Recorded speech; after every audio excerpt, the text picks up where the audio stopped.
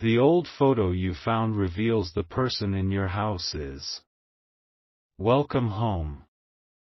The words echo in the chambers of your heart. The squatter is gone. The key is in your hand. You have stepped across the threshold of your own life, the true and rightful owner. A great victory has been won this night, a battle that has reshaped your destiny. But as you stand in the foyer of your repossessed life, you must understand that the eviction of the squatter was only phase one. The house is yours, but the house is a mess. The squatter, in its long and illegal tenancy, has caused deep and hidden damage. It has left behind its filth, its brokenness, its infrastructure of mediocrity. Before you can live in the glory of your new home, you must now begin the great restoration. Do not be discouraged. This is not a setback. It is the sacred and final act of your liberation. The squatter, your false identity, may be gone, but it has left behind its ghosts. I call them the echoes in the walls. These are the ingrained habits, the negative thought patterns, the automatic reactions that were programmed into you during the squatter's reign. The way you automatically doubt good news. The habit of apologizing when you have done nothing wrong. The familiar path of anxiety your mind walks when you are faced with a new opportunity. These are the echoes of the squatter's voice, still playing on a loop in the very structure of your life. And there is something worse. The squatter, in its fear and neglect, allowed spiritual termites to enter the foundations of your house. These are the limiting beliefs, the foundational lies about your own worthiness and your own potential. They have been silently eating away at the very support structure of your destiny. The great injustice is that even after winning the war, you are now faced with the exhausting work of the cleanup. This is the final test of your resolve. The test is not whether you can defeat an enemy, but whether you can rebuild a kingdom. The timeline for this restoration is critical. It is now 9:18 p.m. on Sunday, September 28th, in your home in Darbhanga. This holy night is a divine cocoon. But when the sun rises and the first markets open in the city on Monday morning, the new week will begin, and whatever spiritual structures are in place in your life will be set in stone. The echoes will become permanent recordings. The termites will reach the very heart of your foundation. The damage will become irreparable. You have this one night. These few sacred hours between the great eviction and the new dawn, to complete the fumigation and the restoration of your holy habitation. This is not a burden. It is a gift. It is an opportunity to not just repair your house, but to rebuild it into the palace it was always meant to be. The ritual for this is not one of battle, but of cleansing and consecration. You will need two things, a source of sound, and a source of scent. The sound will shatter the echoes. The scent will purify the territory and drive out the termites. A small bell, the sound of your own voice humming a single note, the clapping of your hands, this will be your sonic weapon. A stick of incense, the fragrance of a flower, the peel of a lemon or an orange, this will be your holy incense. You must go into every room of your house, for each room represents a part of your life. Your bedroom, the room of your rest and your relationships. Your kitchen, the room of your health and nourishment. Your living room, the room of your community and your joy. In each room, you will make the sound once, a single, sharp, clear note to shatter the old echoes. Then you will wave the scent, allowing the holy fragrance to fill the space. And in each room, you will speak the decree of restoration: this room is now cleansed. This room is now consecrated. The old is evicted. The new is enthroned. This place is holy ground. This is a deep and thorough cleansing. It is you, the true landlord, not just moving in, but renovating your entire life from the foundation up. But stop. Just stop for a moment. I can feel the weariness in your spirit. The thought of this great task is overwhelming. You have just come through a battle, and now you are being told you must work through the night. You are thinking, I am too tired. This is too much. That feeling, my child, that feeling of being overwhelmed, is the final lie of the squatter. It is a poisonous gas it left behind in the air, designed to make you give up and live in the ruins. Breathe it out now. The squatter wants you to believe you have to do this cleanup alone, with your own limited strength. It is a lie. You are not a janitor. You are a king. And a king does not scrub his own floors. Breathe in the air of your room right now. It feels like normal air. But I am telling you, it is not.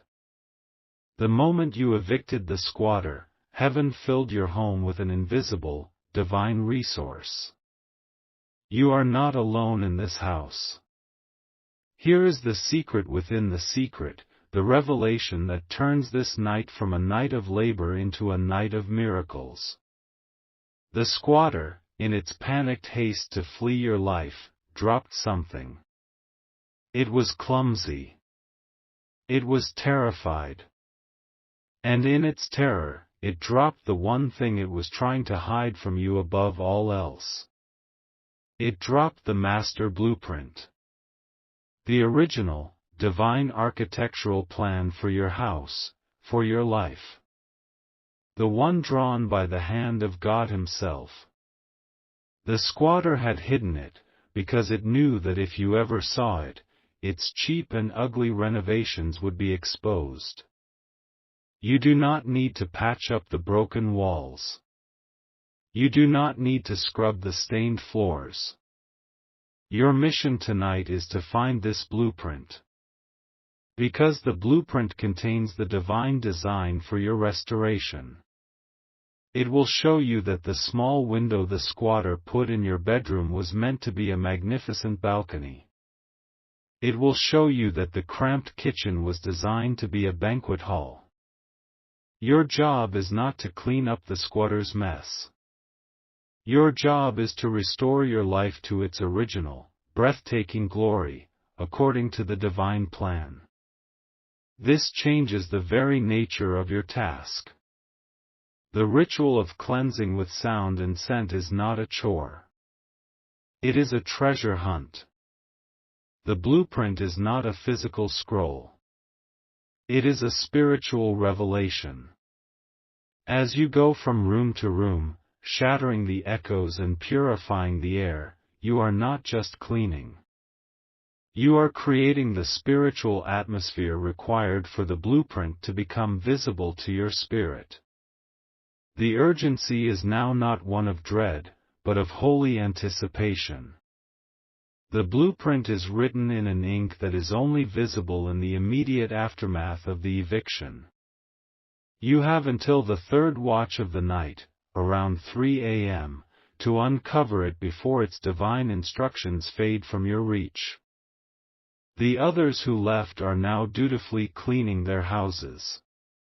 But you who have stayed, you are about to unroll the plans for your palace. You have been promoted from a landlord to a master builder. This is the honor you have been given.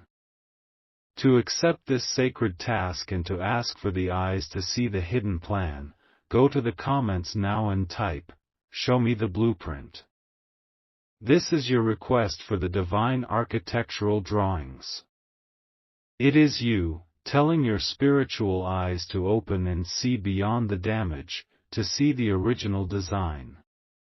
As you type these words, your senses will sharpen. The ritual will now be filled with a sense of purpose. As you make the sound in each room, you will feel it is not just breaking old things, but revealing new things. As you wave the scent, you will smell not just a fragrance, but the aroma of a magnificent future. The signs will be clear. In a specific room, as you perform the ritual, you will be flooded with a vision, an idea, a memory of a dream that is so clear and so powerful, it will take your breath away. That, my child, is a page from the blueprint. That is the architect's plan for that room of your life. Now, you will begin the great restoration. Go from room to room. In your bedroom, cleanse it. And as you do, the blueprint for your relationships will be revealed. A vision of a love that is true and deep, not the compromised relationship the squatter allowed. In your kitchen, cleanse it. And the blueprint for your health and your body will be revealed. A vision of a vibrant, energetic you, not the tired, worn-out body the squatter neglected. In your office or your place of work, cleanse it. And the blueprint for your career and your finances will be revealed. A vision of an abundant, impactful destiny, not the small, sensible job the squatter settled for. This is not work. This is discovery. It is the most exciting night of your life.